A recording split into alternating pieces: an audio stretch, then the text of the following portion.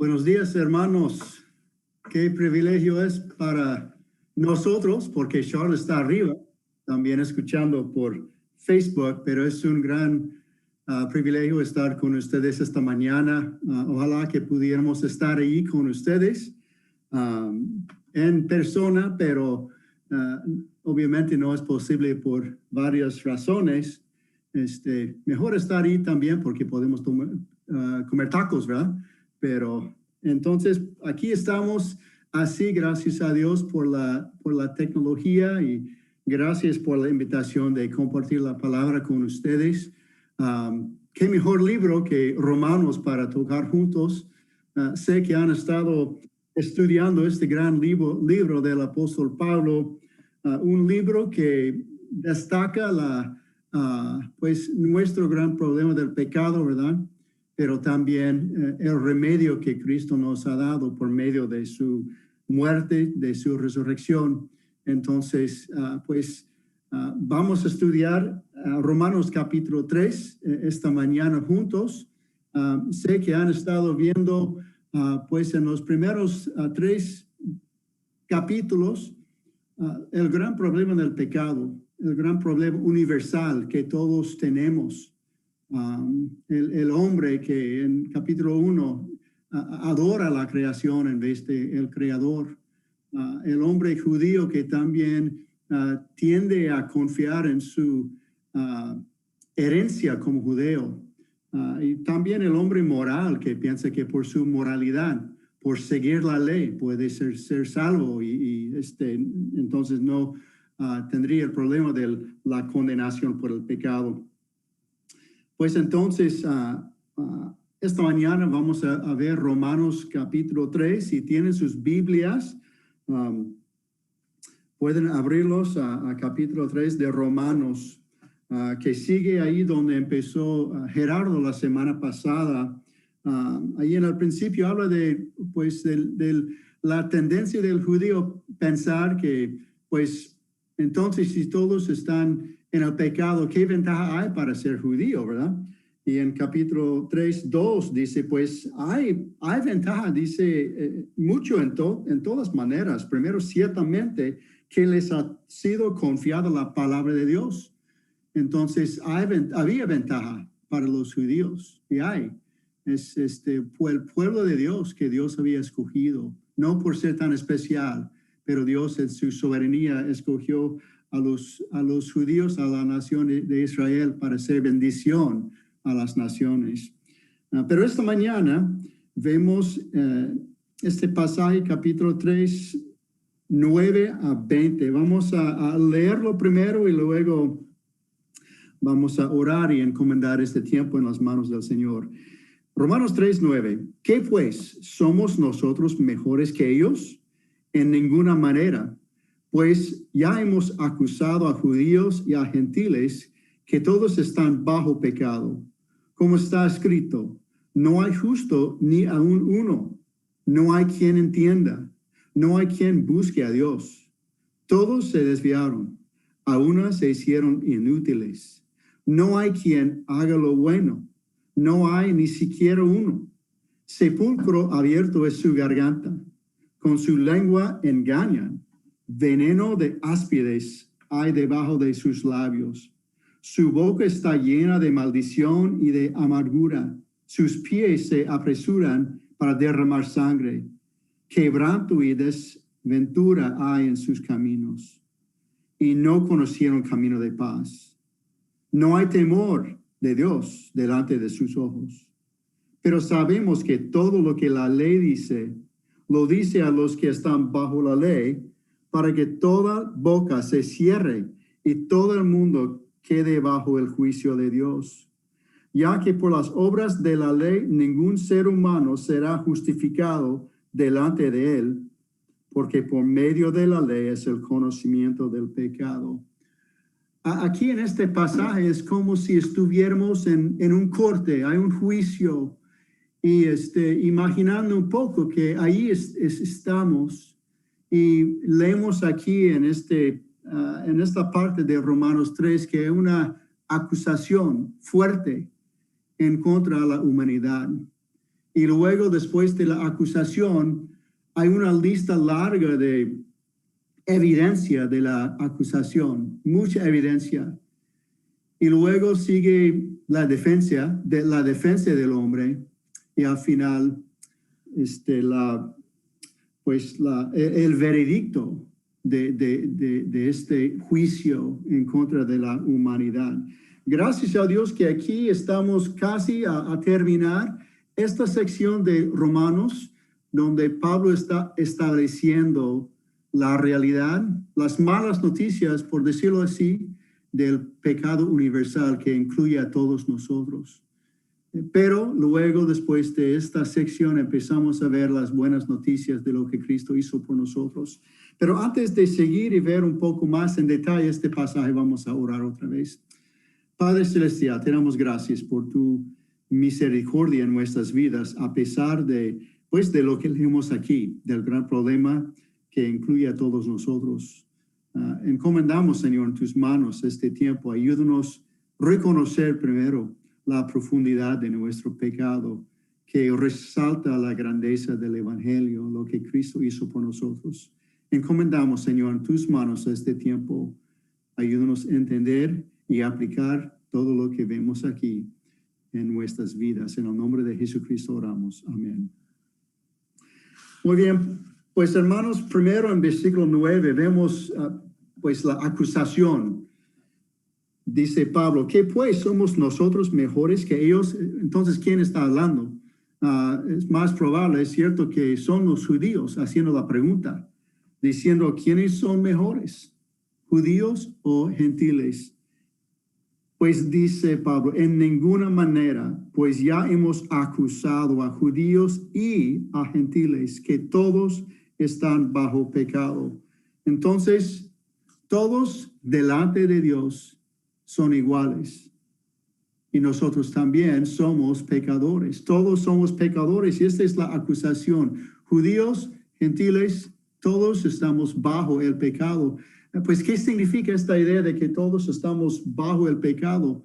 Pues significa que estamos bajo su poder, nacimos bajo el dominio, la esclavitud del pecado. Así nacimos, así entramos en este mundo, en esclavitud hacia el pecado. Desde Adán, todos los que han entrado en este mundo nacieron en pecado.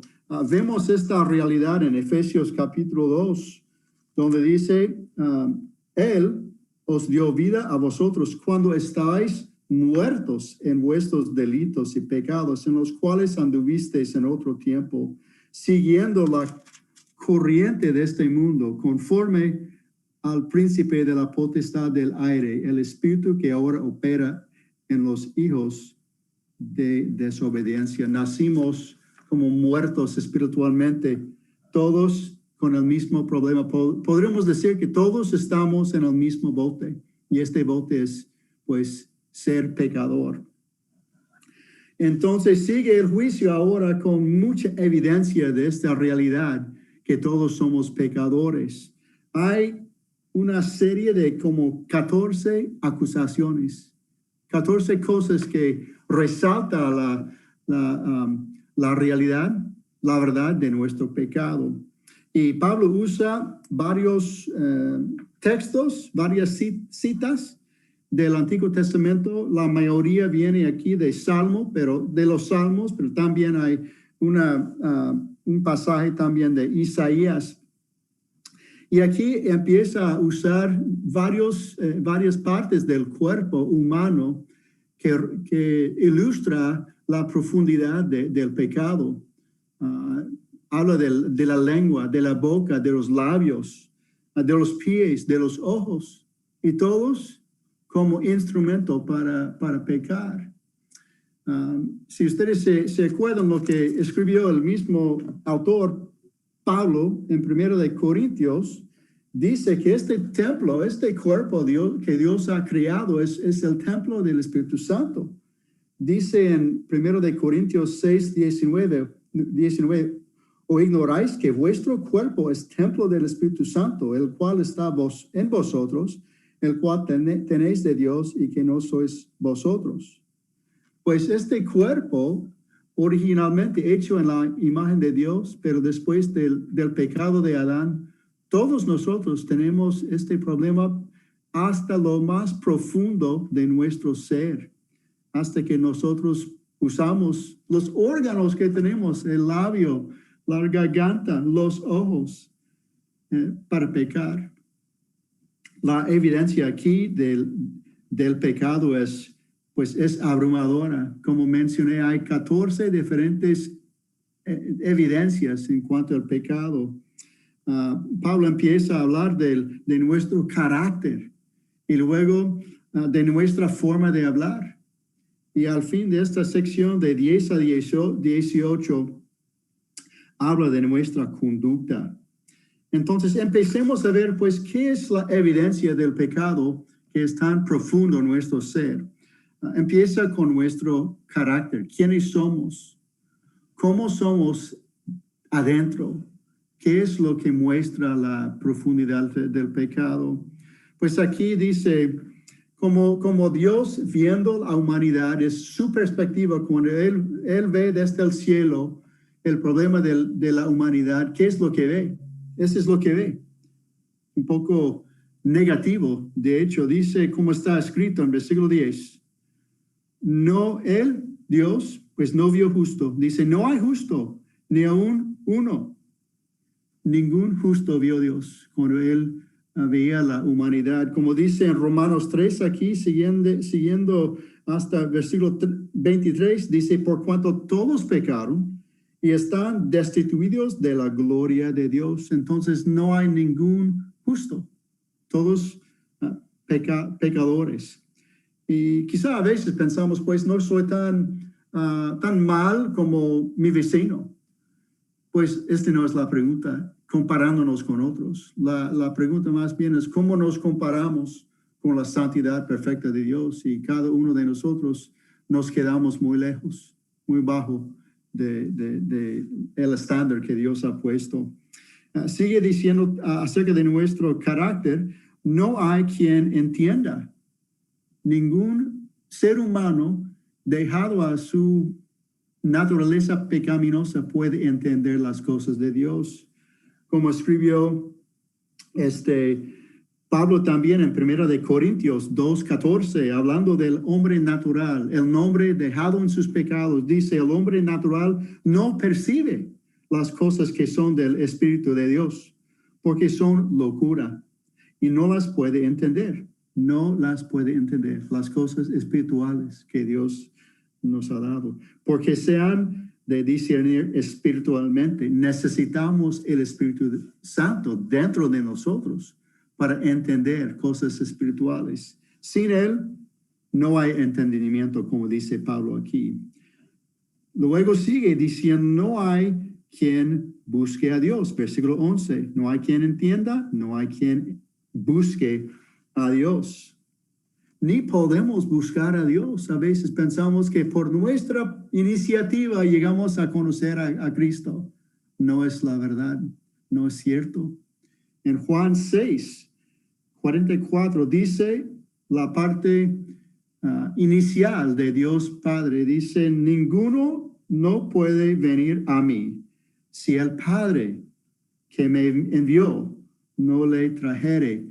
Necesitamos un gran jalón de Dios el Padre para llegar a estar abierto a la realidad de lo que Cristo hizo por nosotros. No buscamos a Dios por lo bueno que hay en nosotros, porque no lo hay.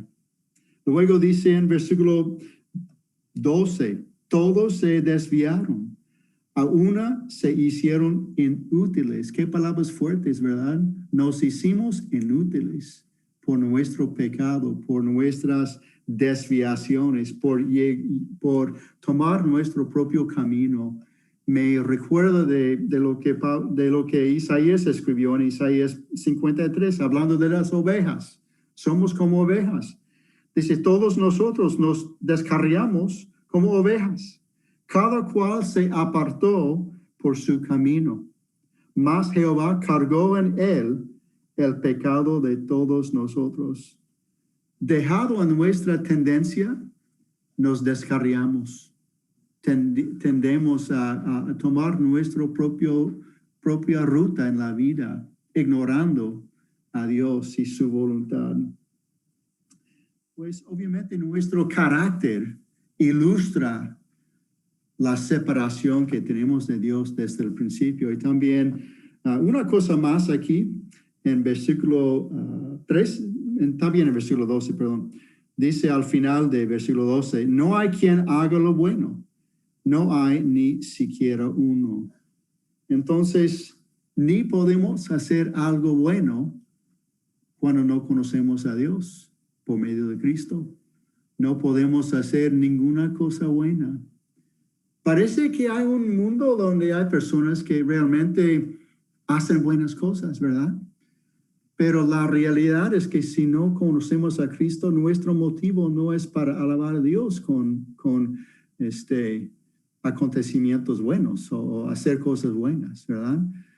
No podemos hacer ninguna cosa buena sin el Espíritu Santo morando en nosotros. Vemos en Gálatas 5 el fruto de la carne y el fruto del Espíritu. Cuando nosotros solamente vivimos bajo la naturaleza pecaminosa, entonces el fruto es pecado tras pecado. Entonces aquí ilustra nuestro carácter, lejos de Dios, separado de Dios, sin la habilidad de hacer algo bueno. Pero sigue hablando con las acusaciones y pues la evidencia de nuestro pecado en versículos 13 y 14, hablando de nuestra lengua. No solamente carácter, pero lo que sale de lo que está adentro, pues lo que decimos, las palabras que salen de nuestra boca, que realmente refleja lo que está adentro. Dice también aquí, usando varios órganos del cuerpo, dice en versículo 13, sepulcro abierto es su garganta, con su lengua engañan. Pues en aquellos días en el Medio Oriente a veces dejaron la tumba o el sepulcro abierto y obviamente después de algunos días salía un olor pues muy feo, un cuerpo podrido ahí adentro y el olor salía de la tumba del sepulcro y es una imagen del daño que podemos hacer, hasta el muerte que podemos causar por nuestras palabras. En Proverbios 18, versículo 21, dice, la muerte y la vida están en poder de la lengua. Con nuestra propia lengua podemos hablar palabras de vida o de muerte. Y aquí vemos, ¿verdad?, que hay una tendencia por nuestra naturaleza a hablar palabras que contribuyen a la muerte. Dice también, veneno de áspides hay debajo de sus labios, donde guardan el veneno ahí en el áspido. Igual como en nuestras vidas. Hay tantas palabras, ¿verdad? Tantas palabras que indica cómo podemos usar la lengua para malos, para lo negativo, para pecar más bien. Pensando en la crítica, las groserías, la mentira, el chisme. Muchas palabras que ilustran el mal uso de la lengua, el mal uso en que podemos caer. Y para terminar esta sección en versículo 14 dice, su boca está llena de maldición y de amargura. Llena de maldición y de amargura. Este es tomado de Salmo 10, versículo 7.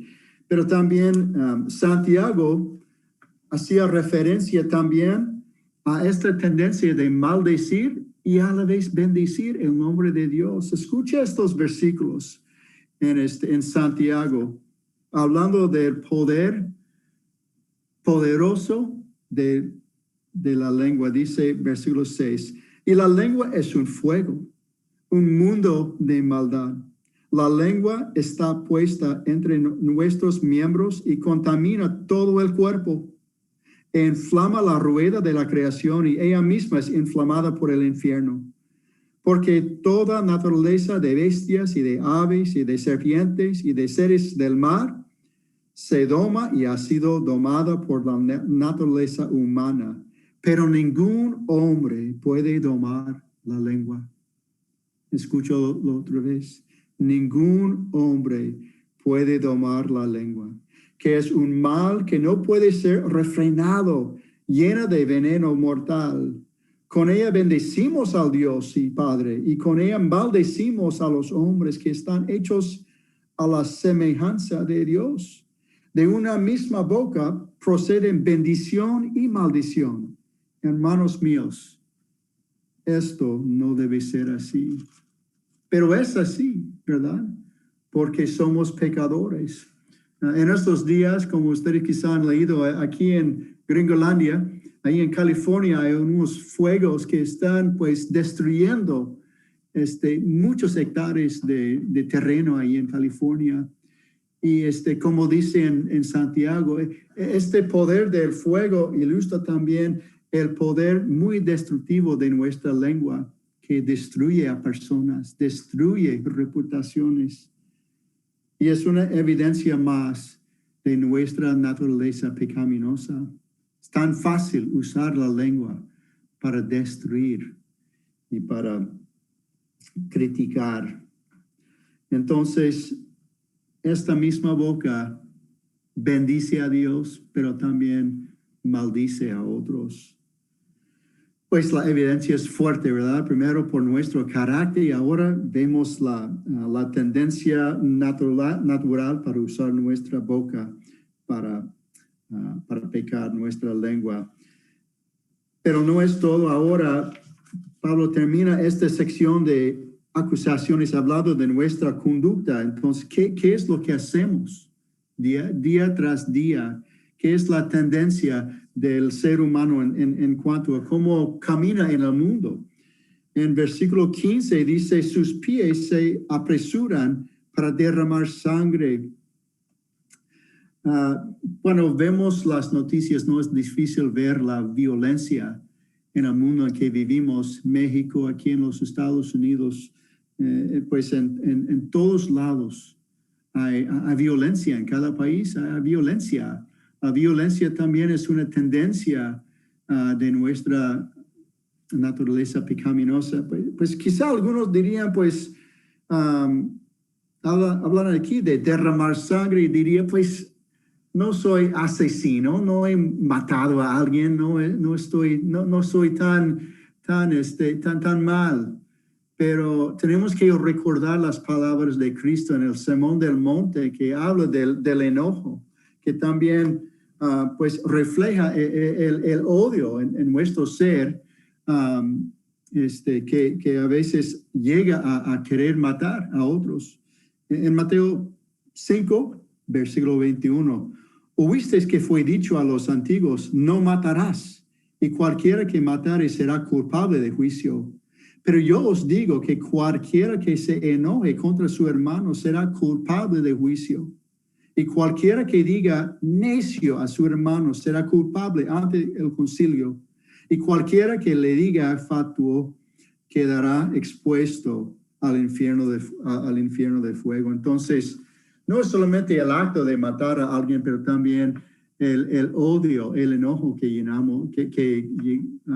llevamos dentro de nuestro ser, que detrás de todo esto quizá hay deseos que tenemos dentro de nosotros para el mal de otros.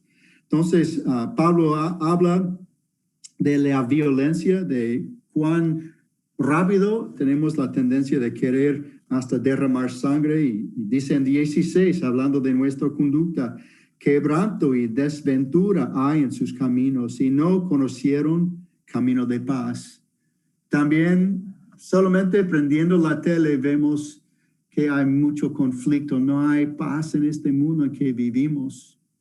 También refleja pues el ser humano y su pecado. Hay caos, hay venganza, hay desunidad, mucho conflicto el mundo revela, el mundo en que vivimos ahora, mucho caos hasta por el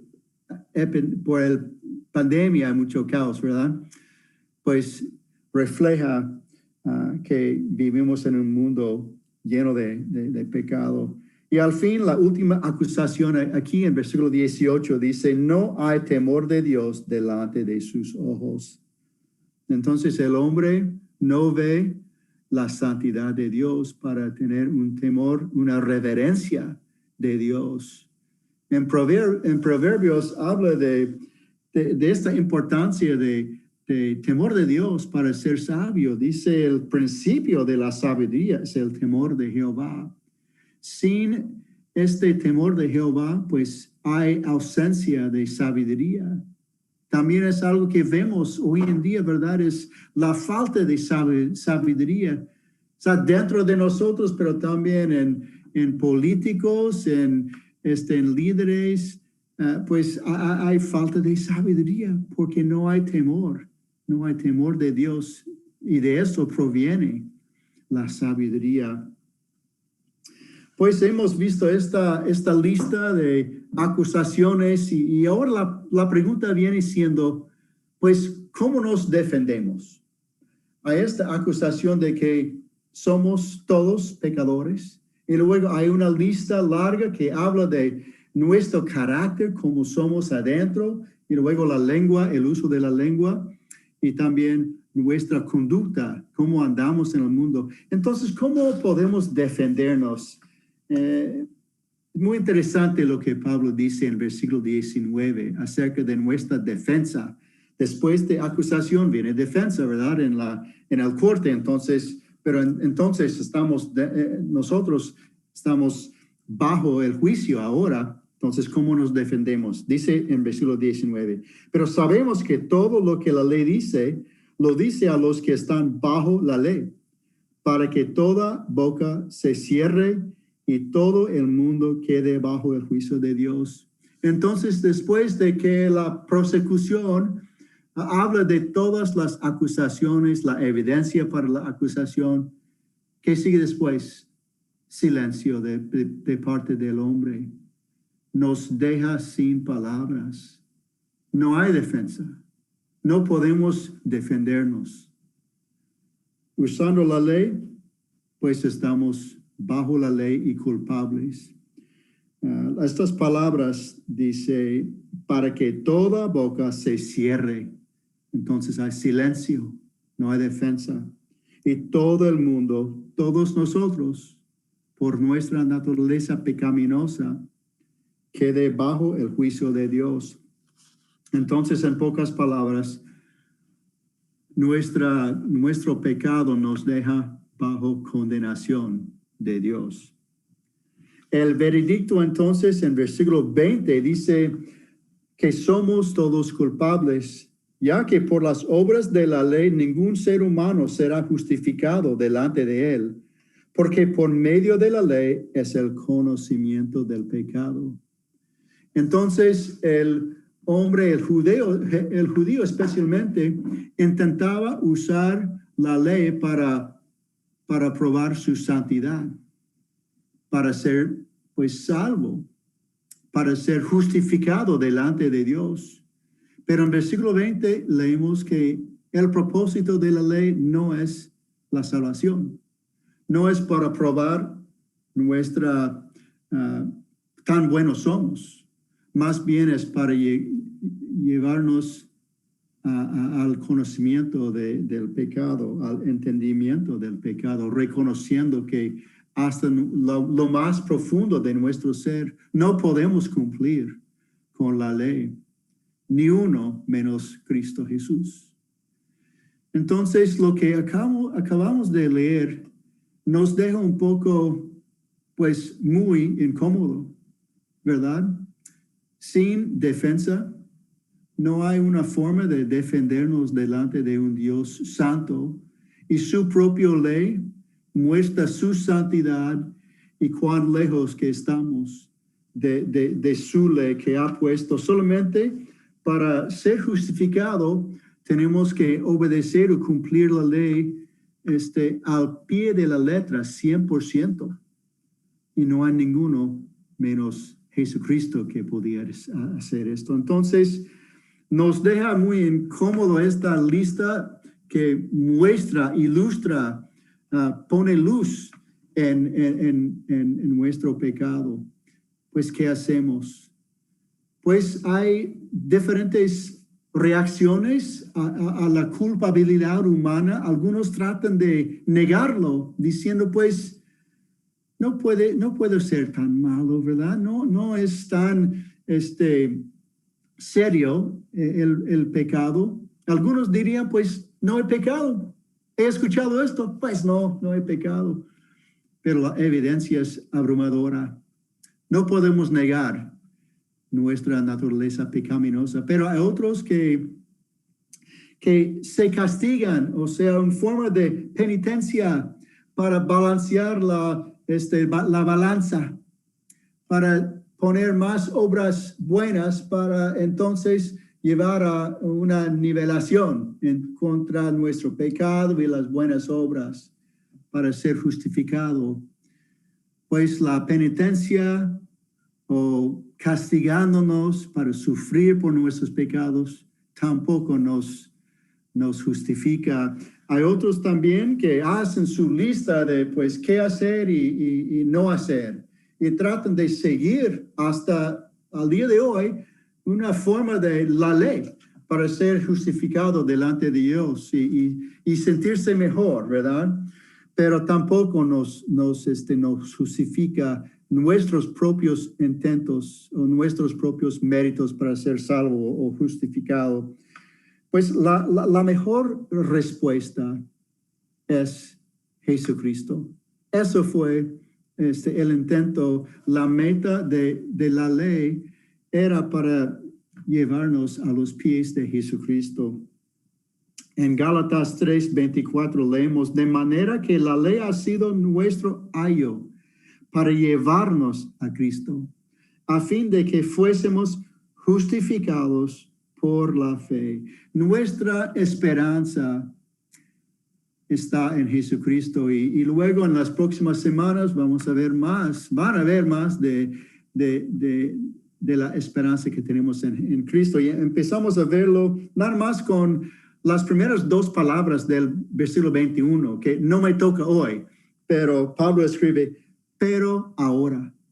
Y empieza a hablar de lo que Cristo ha hecho y cómo podemos ser salvos por fe en Él. Él es la respuesta. Y yo diría esta mañana, hermanos, que después de todo lo negativo que hemos visto en Romanos 1 a 3, que es la realidad del ser humano, de todos nosotros, la respuesta es el Evangelio.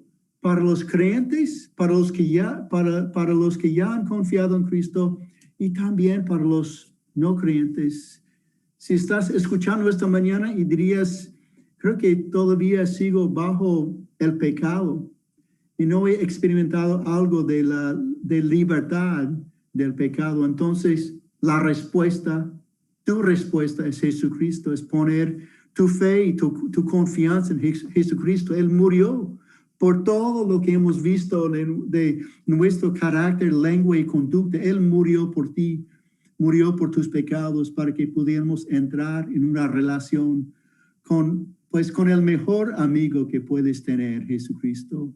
Él te ama y Él quiere que pongas toda tu confianza en Él, no en las buenas obras, no en justificándose por castigarse o algo así, es poner la confianza en Cristo Jesús. Pero también yo quisiera llevar esto un poco más lejos, que solamente para los que todavía no han conocido a Cristo, también es para nosotros que ya conocemos a Cristo. Nuestra esperanza día tras día es el Evangelio, es Jesucristo. Cristo murió por nuestros pecados para darnos vida eterna, pero Él también murió por nuestros pecados que todavía seguimos cometiendo. Cuando uso mi lengua y reconozco que acabo de mentir, acabo de maldecir a otro, acabo de dañar a mi hermano en Cristo, Entonces Cristo murió por este pecado. Cuando digo algo que está mal, entonces Cristo murió por esto. Cuando pienso mal acerca de otro, cuando mis pensamientos me llevan a un lugar muy oscuro, Cristo murió por estos pensamientos. Entonces el evangelio es para el no creyente y también para el creyente, para que reconozcamos que desde el principio hasta el fin, la respuesta y nuestra esperanza es Jesucristo. Estas son las buenas noticias. No quería dejarlo solamente con versículo 20, después del juicio, que todos somos pues culpables. Quería recordarles la esperanza que tenemos en Jesucristo. Entonces vamos a orar. Padre Celestial, gracias por tu palabra. Ayúdanos a reconocer que tú eres la respuesta a nuestro pecado. Oro, Señor, por los que todavía no han confiado en Jesucristo. Ayúdales a ver que la respuesta para todo el pecado eres tú. Y también la respuesta para nosotros, creyentes, día tras día, sigue siendo tú como nuestro Salvador, quien dio su vida por nosotros. Gracias, Señor. Qué bendición eres en nuestras vidas. En el nombre de Jesucristo oramos. Amén.